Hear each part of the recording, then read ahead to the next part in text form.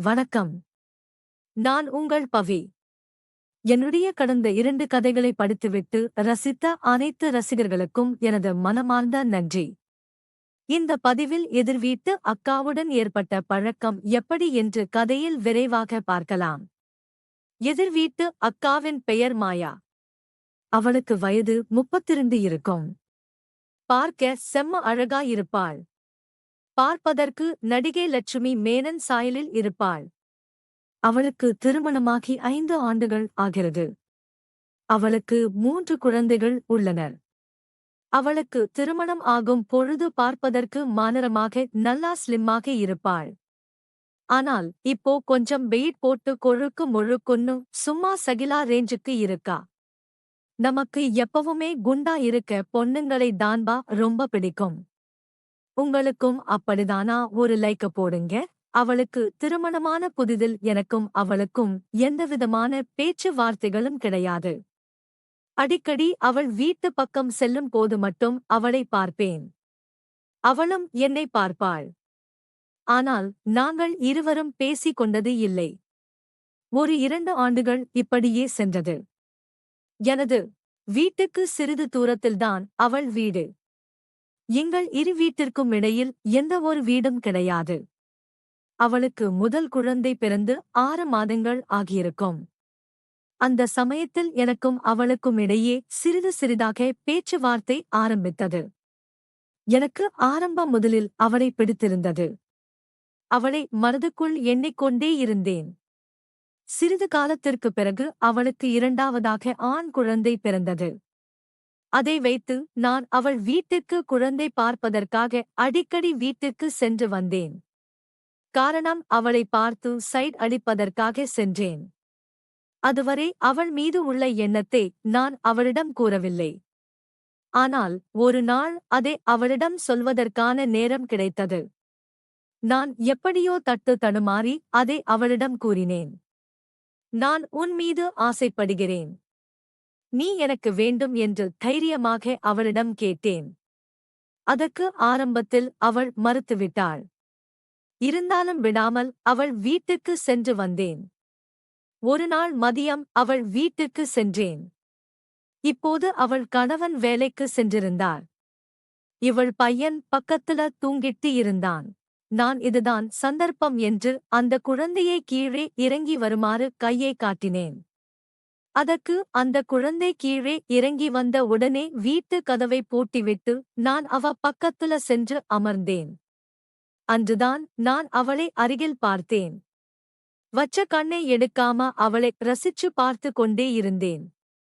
பிறகு மனதிற்குள் தைரியத்தை வரவழைத்து கொண்டு பக்கம் போனேன். அவள் திடீரென்று முழித்து கொண்டாள். அப்பொழுது அவள் என்னை பார்த்ததும் அதிர்ச்சி அடைந்துவிட்டாள்.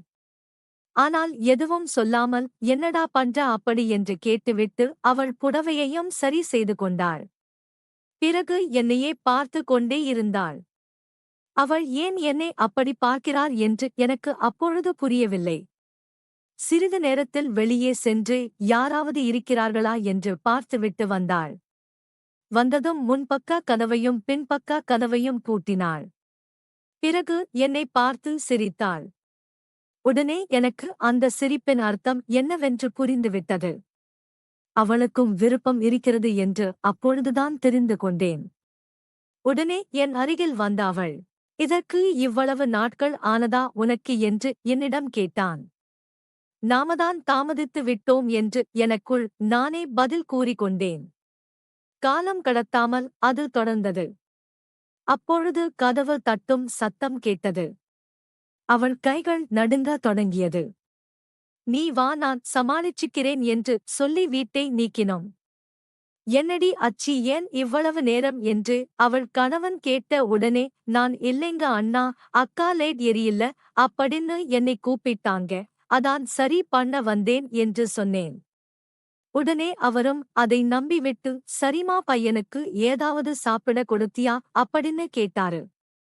உடனே நான் அண்ணா, அதெல்லாம் நிறைய கொடுத்தாங்க என்று இரட்டை வசனத்தில் சொன்னேன். அவள் என்னை செல்லமாக முறைத்தாள். சரி, நான் பிரஷ் ஆகிட்டு வரேன் அப்படின்னு சொல்லிட்டு அவரு போயிட்டாரு. உடனே இவளை ஒரு மாதிரி பார்த்தேன். டேய் இருடா, இவர் வேற வந்துட்டாரு, தயவு செஞ்சு இப்ப போ, நாளைக்கு வச்சுக்கலாம் அப்படின்னு சொன்னான். ஏய் பரவாயில்லடி, அவர் வரதுக்குள்ள அப்படின்னு சொன்னேன்.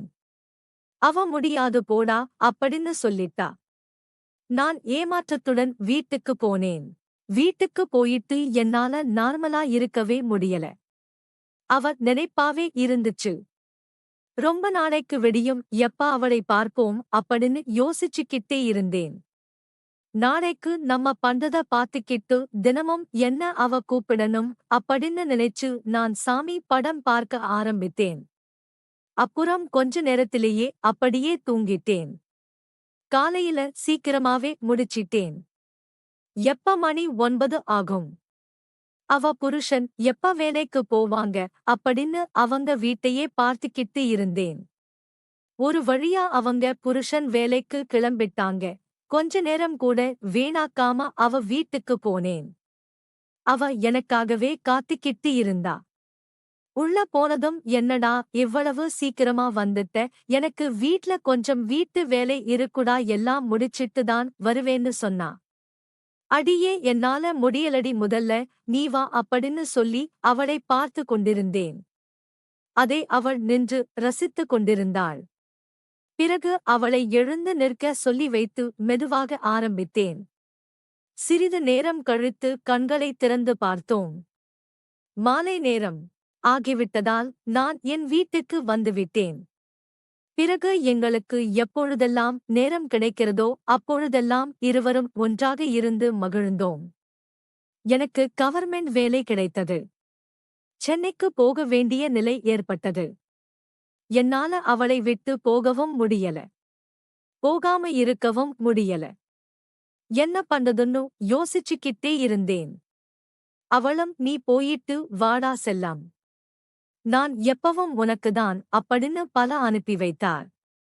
மாசத்துல லீவ் டைம் எல்லாம் அவள பார்க்க ஊருக்கு ஓடி வந்துருவேன். பார்க்க மட்டும் இல்லைங்க, ஆனா எனக்கு மாசத்துல 4 டேஸ் பண்றது பத்தல. அவ கூட தினமும் இருக்க ஆசைப்பட்டேன். அவளும் அவ புருஷன்கிட்ட இந்த ஊர் பிடிக்கல, நம்ம சென்னை போயிடலாம் அப்படி இப்படின்னு சொல்லி மனசை மாத்திட்டா. அப்புறம் இந்த மாதிரி ஒரு பொண்டாட்டி சொன்னா யாருதான் கேட்காம இருப்பாங்க. அவங்கேமிலியா அங்க வந்தாங்க. ஆனா அவங்க இருக்க இடத்துக்கும் எனக்கும் கொஞ்சம் தூரமா இருந்துச்சு. அவன் புருஷனும் சென்னை வந்த அப்புறம் வேலை கிடைக்காம நிறைய குடிக்க ஆரம்பிச்சட்டான். அதனால வேலைக்கு போகாம வீட்டிலேயேதான் இருந்தான். திடீர்னு ஒரு நாள் அவகிட்ட இருந்து போன் வந்துச்சு. கவின், என்னால உன் கூட இருக்காம ஒரு நாள் கூட இருக்க முடியலடா. எனக்கு நீ வேணும் அப்படின்னு சொன்னான். நானும் நல்லா யோசிச்சேன். அவ வீட்டுல போய் எல்லாம் பண்ண முடியாது. அவ புருஷனுக்கு தெரிஞ்சா பிரச்சனை ஆகிவிடும். என்ன பண்ணலாம் அப்படின்னு யோசித்து இருக்கும்போது எனக்கு ஒரு ஐடியா வந்துச்சு. அவ புருஷன்கிட்ட வேலைக்கு போறேன்னு சொல்லிட்டு வா, நம்ம தினமும் அப்படின்னு சொன்னேன். அவளும் சரி என்று சொல்லிவிட்டு அங்க வந்து விடுவாள். இப்படியே ஒரு 2 மாதங்கள் போனது. ஆனால் எனக்கு அது பெரும் பாரமாக இருந்தது. ஒரு நாள் நான் ரொம்ப கவலையாக இருக்கிறத பார்த்த மாயா, என்னாச்சு கவின், ஒரு மாதிரியா இருக்க அப்படின்னு கேட்டா. இல்லடி, நம்ம இப்படி இருக்கிறது ஒரு பக்கம் சந்தோஷமா இருந்தாலும் இன்னொரு பக்கம் எனக்கு செலவு அதிகமாயிக்கிட்டே இருக்குதுடி. தினமும் ஹோட்டலுக்கு 2000, அதுபோக நீ வீட்டுல வேலைக்கு போறன்னு சொல்லிட்டுதான் என் கூட வர, உனக்கும் சம்பளம் தரணும். இதெல்லாம் யோசிச்சா ரொம்ப பயமா இருக்குதுடி. இதுக்கே என் சம்பளம் முழுக்க போயிரும் போலன்னு சொன்னேன்.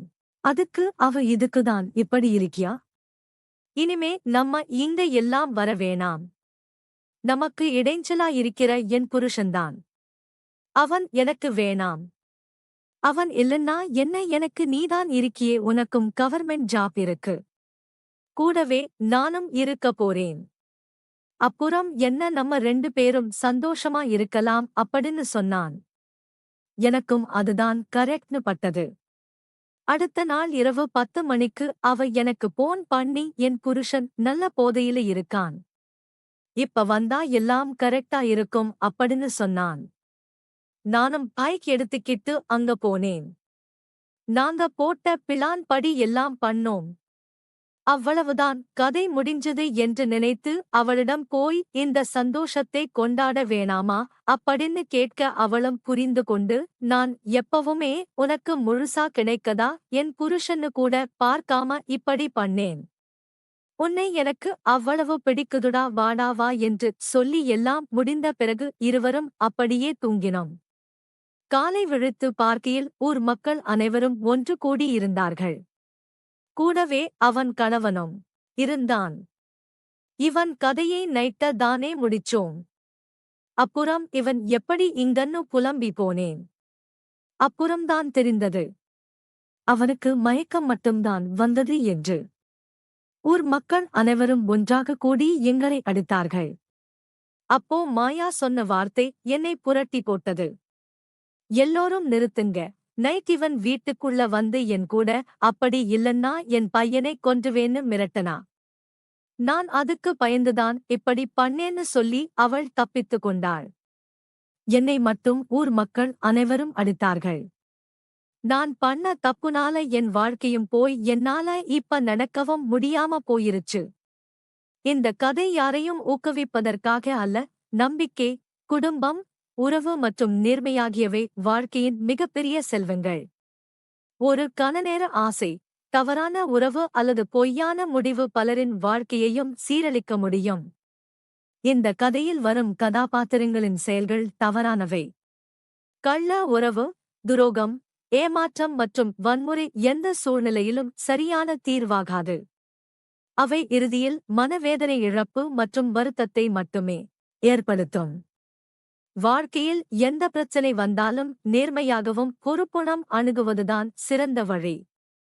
குடும்ப உறவுகளை மதிப்பதும் பிறரின் நம்பிக்கையை காப்பதும் சட்டத்தையும் ஒழுக்கத்தையும் மதிப்பதும் நம்மை பாதுகாக்கும். கணநார ஆசை வாழ்க்கையை அழிக்கலாம். ஆனால் நல்ல முடிவுகள் வாழ்க்கையை காப்பாற்றும். இந்த கதை ஒரு எச்சரிக்கை கதையாக மட்டுமே பகிரப்படுகிறது. இதில் வரும் தவறான செயல்களை பின்பற்றவோ ஆதரிக்கவோ கூடாது.